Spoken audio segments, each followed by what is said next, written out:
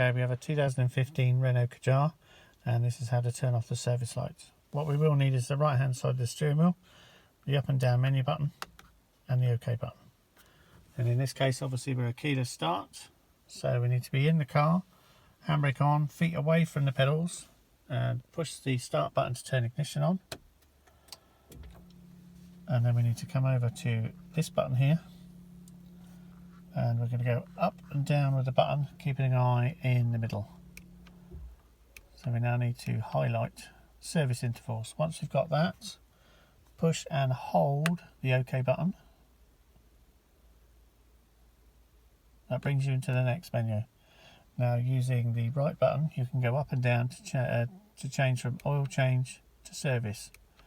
Now, I've already just set the oil change one, so we can do this for both the others. So on the service menu, so highlight that. You then need to push and hold the OK button.